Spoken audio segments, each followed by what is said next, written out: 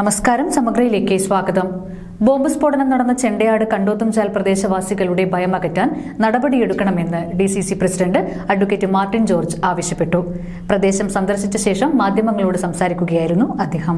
Bomb സ്ഫോടനം നടന്ന ചെണ്ടയാട് കണ്ടോത്തുംചാൽ പ്രദേശവാസികളുടെ ഭയമകറ്റാൻ നടപടികൾ എടുക്കണമെന്ന് DCC president advocate Martin George ആവശ്യപ്പെട്ടു. ഇന്നലെ പുലർച്ചയ്ക്ക് 12:30 ഇവിടെ ബോംബ് സ്ഫോടനം നടന്നു. അതിന് 2 ദിവസം മുമ്പും ഇതേ സ്ഥലത്ത് തന്നെ ബോംബ് സ്ഫോടനം നടന്നു.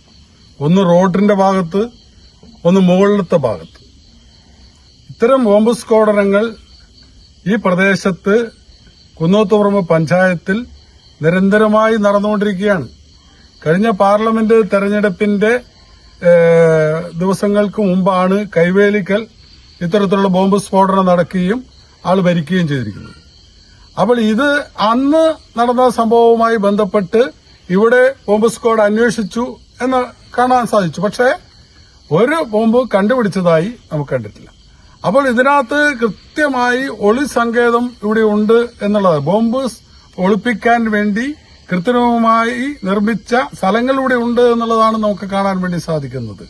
അപ്പോൾ പോലീസ് എന്ത് അന്വേഷണമാണ് നടത്തുന്നത്? ഇപ്പോൾ ഡോഗ് സ്ക്വാഡ് ഇവിടെ വന്നു പോയി, എന്ത് അന്വേഷണം നടത്തി? എന്താണ് ഇതൊന്നും പിടിക്കപ്പെടാൻ പോകാത്തത്?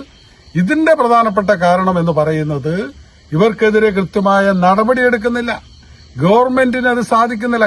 പ്രദേശത്ത് ഏതാനും ദിവസങ്ങളായി തുടർച്ചയായി ബോംബ് സ്ഫോടനങ്ങൾ നടക്കുകയാണ്. BJPയും CPMും ഇക്കാര്യത്തിൽ മത്സരിക്കുകയാണ്. ഇവരുടെ ബോംബിന്റെ ഒളിത്താവളങ്ങൾ പോലീസിന് കണ്ടെത്താൻ കഴിയുന്നില്ല.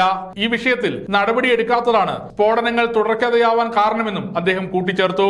DCC general secretary KP Saju, Panoor block president KP Hashim, CVA Jaleel, KPCC അംഗം V സുരേന്ദ്രൻ മാസ്റ്റർ, തേജസ് മുകുന്ദ്, KP വിജീഷ്, KP രാമചന്ദ്രൻ തുടങ്ങിയവർ സ്ഥലം സന്ദർശിച്ചു. സമഗ്ര ന്യൂസ്, പാനൂർ.